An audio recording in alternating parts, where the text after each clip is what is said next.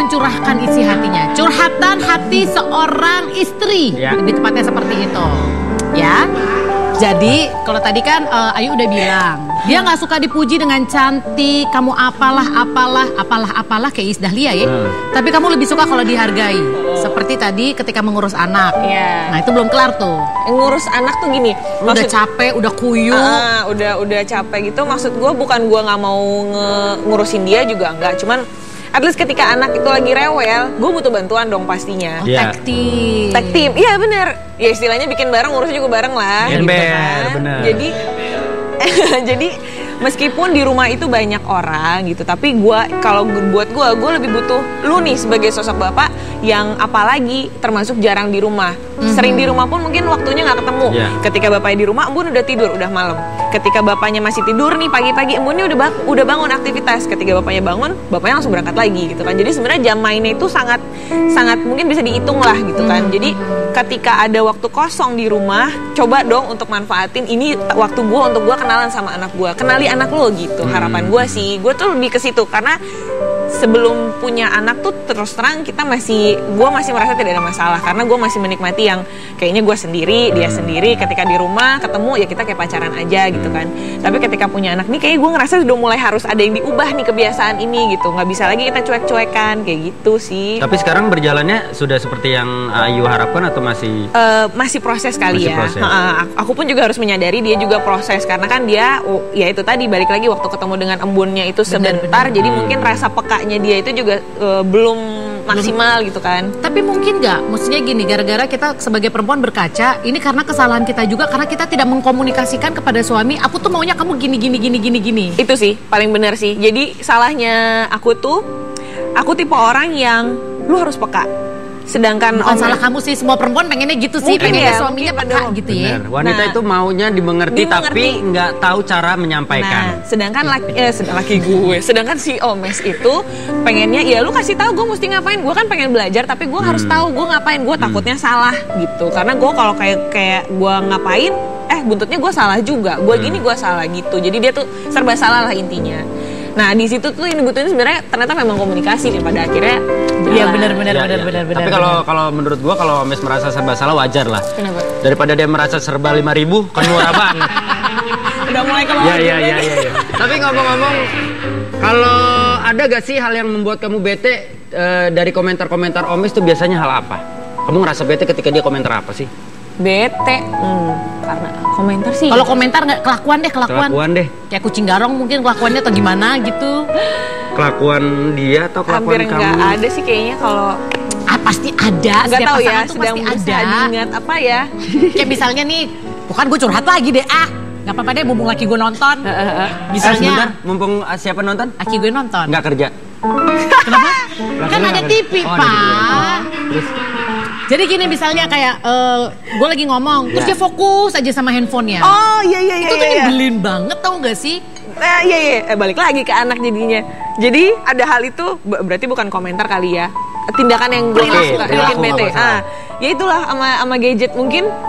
Sama kalau dia mandi, astagfirullah. Kenapa kalau dia mandi? Coba ceritakan ke kita. Kalau gua kan nggak pakai baju, dia pakai baju ya? Sama, pakai baju juga. Hah, Bapak mandi nggak pakai baju? Nggak pakai. Coba praktekin.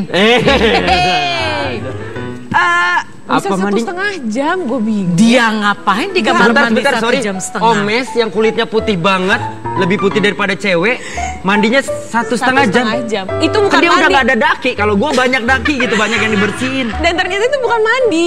Jadi dia nongkrong buat storan itu tuh sambil baca, sambil mainin gadget. Itu bisa 1 jam 15 menit. Mandinya mah cuma 10 menit.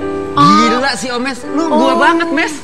Lu juga sama. Kan, ternyata emang iya. Tapi mungkin nggak dia melakukan itu karena dia menganggap WC itu adalah me time-nya dia. Iya emang. Nah kan ketika itu ya udahlah itu me time-nya dia. Nah tapi ketika kita sedang ngumpul di bertiga nih, anaknya lagi di situ main, akunya lagi makan nih, anak itu jadi ini anak kok dicuekin sih bapaknya di situ malah mainan gadget gitu. Nah di situ yang bikin gue bete banget. Itu yang harus dirubah. Itu yang harus berkali-kali diingatin. Tapi sebenarnya apa yang dialami sama Ayu itu menurut gue adalah masalah-masalah klasik yang juga dialami sama setiap pasangan gitu kan. Pasti. Setelah 3 tahun menikah mulailah muncul masalah-masalah. Nah gue pengen tahu nih sama pasangan yang satu, bukan pasangan sih karena yang datang ceweknya doang. Iya. Bisa terbilang baru, dia nikah berapa bulan? Bulan apa sih kemarin Belum nikah? setahun lah, belum setahun. Belum setahun lah, belum ada 6 bulan kalau juga. salah, Desember. Desember. Kita pengen lihat seperti apakah mereka. Saksikan dulu tayangan berikut ini.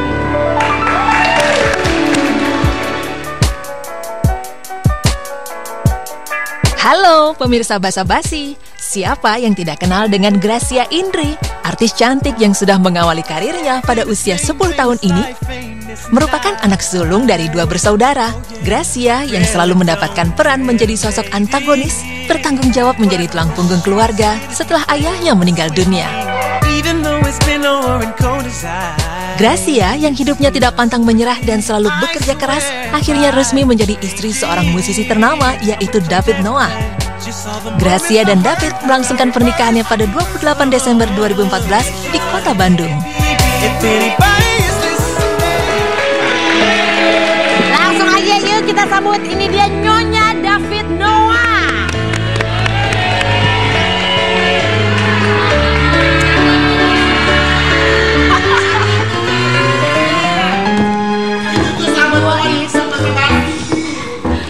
Pengantin baru segeran kayaknya ya.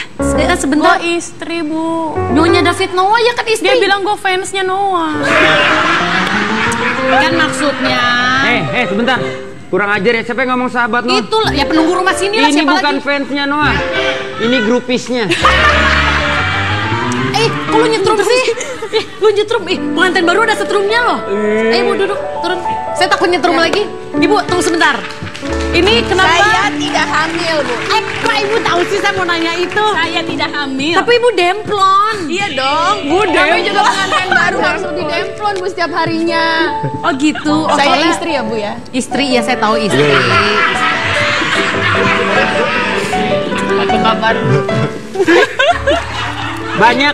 Banyak orang yang masih tidak percaya walaupun berulang kali Bapak kita nggak boleh lihat. gitu, Pak. Nggak, emang banyak masih orang yang belum percaya. Kalau dia istrinya David. Iya. Ini kan tetangga pada nanya semua nggak percaya. Jadi ibu salah ngundang orang. Sini. Tuhan ngambek. Cuma bukan sih. Iya. Sebentar, Wendy. Enggak. Ntar dulu. Bentar. Ini kesalahan bukan di kita tapi di kreatif. Mestinya besok-besok kalau ngundang yang mestinya pasangan bawa buku nikah minimal. Jadi orang percaya. Saya bawa, Pak. Saya tahu kalau talk show pasti saya dihina. Saya bawa buku nikah. Wendy, lu nggak boleh gitu. Lu mesti perhatiin raut mukanya ketika turun. Terlihat kayaknya agak kurang baik. Kayaknya Bu, mendingan ditanya deh. lagi ada masalah deh kayaknya. Enggak, Bu. Enggak, saya mau happy aja. Oh. Kalau happy aja nggak usah begini dong mukanya. Ya, masalahnya saya baru masuk aja udah nggak dianggap istri, Bu. Itu Sebentar. saya tuh datang ke setiap talk show dengan mental seperti itu setiap harinya, Pak. Enggak gini. Tapi gue percaya lu istrinya. Enggak, bentar. Gue percaya dia istrinya. Iya, enggak. Sekarang lu lebih sakit mana? Nggak dianggap istri sama nggak dianggap orang? Gue dianggap orangnya bukan istri orang kan sadis, Pak. Nggak, Gracia, gue Yaudah, kita percaya kita lu percaya istri deh. David Noah. Kan waktu itu gue yang nganterin ke dukun pelet tuh gue. Jadi gue tahu. Gue percaya, udah lu tenang aja. Udah gue nggak akan. Udah Jadi dah. gue jauh-jauh ke Bandung ternyata percuma. Terus Udah gimana? kita lupakan yang Ya tadi emang ya. itu nikahnya gimmick, Pak. Masa? Ibu gimmicknya mahal banget ya Bu Iya, ya. Nggak, tapi nggak. Are you happy? Happy. Really? Ya. Happy lah. Namanya juga pengantin baru, lagi nikmatin masa-masa pacarannya. Udah ada berantem belum? Kalau berantem sih sebenarnya bukan berantem yang gede gitu, cuma Belum mungkin ya? pendapat aja sih. Beda Karena mungkin kan kita argumen pacarannya lah ya. kan juga sebentar kan. Saya soalnya lama-lama pacaran nggak dikawinin, Bu. Jadi nih, Curhat lagi. Udah Saya- move on dong, move saya on. sebentar tapi nyetrum, Bu. Oh benar. Pantesan tadi Bu saya pegang masih nyetrum ya Iya, Bu benar. ya. Oke. Iya, sebentar nyetrum, mati abis itu kan. Jangan dong Pak. Nyetrum, mati cintanya buat yang dulu. Oh, benar. Bapak nggak mungkin tujuannya sebaik itu, Pak. Ya, sekarang gini kalau gua tanya, David Noah itu sebenarnya suami seperti apa sih bikin iri wanita-wanita Indonesia? Oh, kalau misalnya David tipe yang seperti apa, dia orang yang perfeksionis apapun. Jadi pekerjaan, terus habis itu melakukan suatu hal itu yang perfeksionis banget. Jadi pada saat kerja pun kita nggak bisa ganggu karena Termasuk istrinya? Ya, jadi Nah, memang itu pelajaran yang sebenarnya memang aku belajar dari awal banget. Dia seniman yang bener-bener seniman, yang segala sesuatunya pekerjaannya dilakukan dengan hati. Idenya muncul karena hatinya lagi emang mau kerja gitu kan, terus habis itu semuanya bergantung pada mood. Jadi pada saat melakukan sebuah pekerjaan, moodnya nggak bisa diganggu. Jadi dia punya studio sendiri, pada saat mau kerja, paling saya nulis note, saya berangkat gitu. Oh gitu, Jadi bahkan lebih gitu, karena kalau misalnya kita yang saya berangkat dulu ya gitu, dengan kita gitu tiba-tiba dia bisa buyar gitu. Lebih kayak gitu. itu dikomunikasikan nggak sama dia? Iya, Atau emang kamu- dikomunikasikan. Oh, emang dari awal udah diomongin. Dia bilang bahwa saya pekerjaannya membutuhkan mood yang begitu luar biasa gitu. Jadi nggak bisa yang kayak kita bisa di depan kamera misalnya apapun yang terjadi gitu. Tapi kalau misalnya dia bener-bener yang harus dari hati, harus bener-bener nyari Menghasilkan karya. inspirasi gitu. Tapi kamu ngomong tadi lu bilang awal kalau David itu orang yang sangat perfeksionis. Perfeksionis, Dalam oke. hal apapun. Makanya dia perfect kan milih gue. Nah itu Itu doang. Itu Justru- doang yang harus dipertanyakan. justru pertanyaan gue itu gitu. Kalau David adalah orang yang sangat perfeksionis, kenapa dia miss di sini? Ya mungkin kan orang ada hilapnya juga. Tapi ini maksudnya aku ini satu pelajaran loh. Iya. Dikomunikasikan Iya. dari awal. Jadi memang ternyata menikah dengan seniman itu ya nggak segampang itu gitu. Jadi memang Nggak segampang itu. nggak segampang yang istilahnya orang lain kan tidak bekerja dengan membutuhkan mood yang begitu besar. Jadi lo harus ngejaga moodnya dia. Jadi loh. memang harus menjaga mood, bukan berarti kita takut melakukan sesuatu, bukan, tapi lebih yang dikomunikasikan. Oke, saya lagi enak kerja, saya lagi mau bikin lagu gitu kan ya, saya lagi dapat inspirasi, saya lagi dapat nada. Jadi tolong jangan diganggu. lakukan apa yang ingin kamu lakukan. Nih, maaf ya. Lu pernah nggak kepikir kayak gini? Jadi maksudnya kamu, kalau aku masuk, aku ngerusak mood kamu. Aku tidak bisa menjadi inspirasi buat kamu. Emang kayaknya gue nggak bisa jadi inspirasi, Bu. Oke, bagus dia sadar diri ya, luar biasa sekali memang. Tuh kan ini bagus, ini perempuan yang realistis. Tapi luar namanya. biasa loh. Ini satu pertanyaan lagi sebelum kita iklan. Hal itu terjadi sebelum menikah atau sesudah Nanti menikah? gue mau jawab, tunggu jangan dijawab dulu Enggak lah, gitu lagi. jawab. Sebelum atau sesudah menikah? Sebelum. Jangan dijawab dulu. Kita akan kembali setelah pesan-pesan berikut. Tetap di Basa Basi Bahasa Bahas ini.